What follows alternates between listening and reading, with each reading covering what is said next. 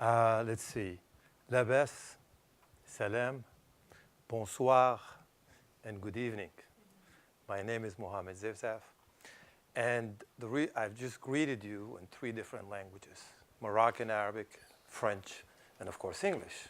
And the reason for that is that the committee asked me to share with you my journey through 3 different cultures.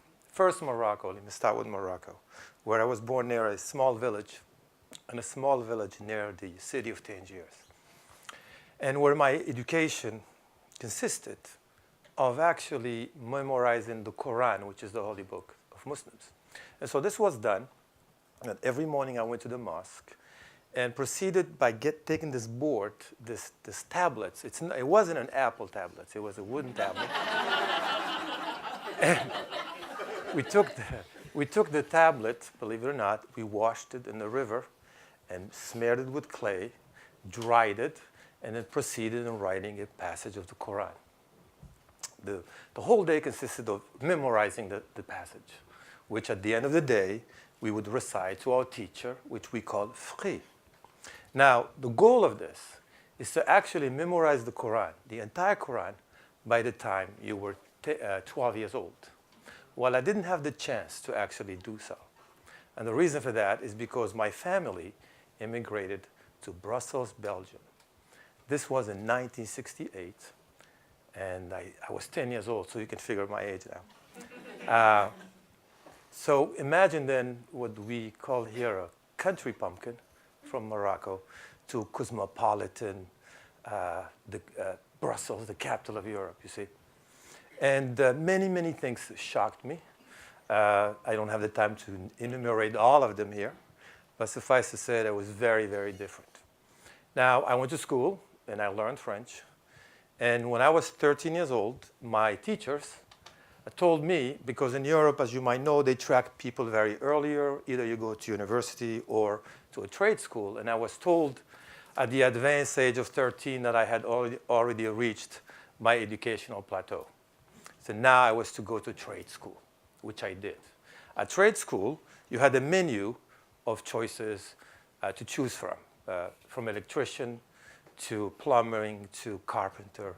And without really any reason, I decided that I was going to be an electrician. Well, that was a very bad choice, and I'll tell you in a moment why.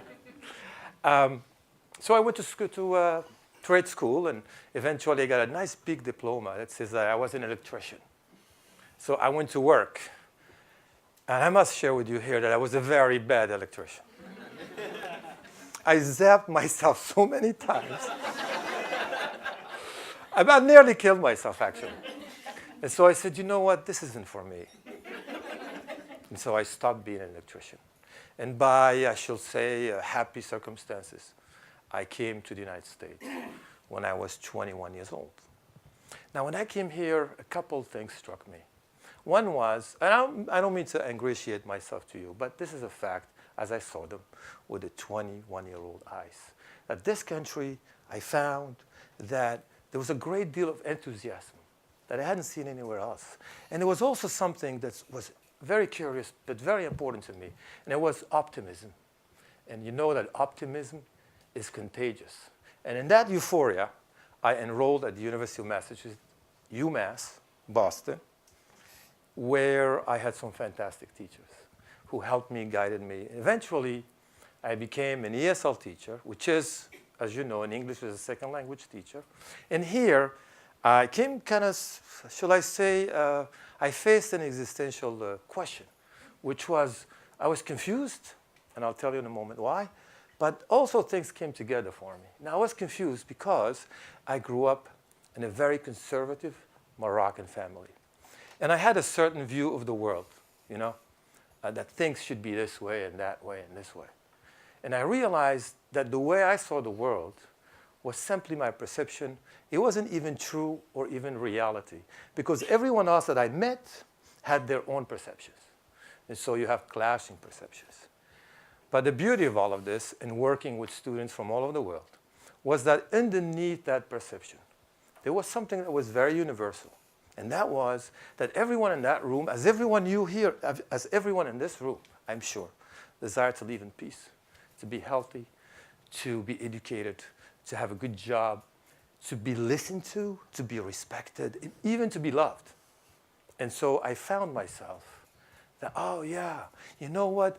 The other is me. And I felt no longer as an outsider. I felt I belonged. I was whole in some ways, even though I was thousands of miles away from home. And I think this is due to the wonderful job that teachers do, because education truly is a liberating force and instrument. And so I just want to quickly say here to you that the value of telling a story, of sharing ourselves with others is so important. It really is. Because in this day of technology and applications and all of that, the human being hasn't really changed much. And I think a bit of, discussing, talking face to face. Anyway, to conclude, I go very often back to Brussels, which I learned to love very much. And when I was growing up, in my teens, I had the view of becoming a soccer player. I guess that didn't work. And I played soccer at this park called Le Parc Marie-Josée, which of course is still there.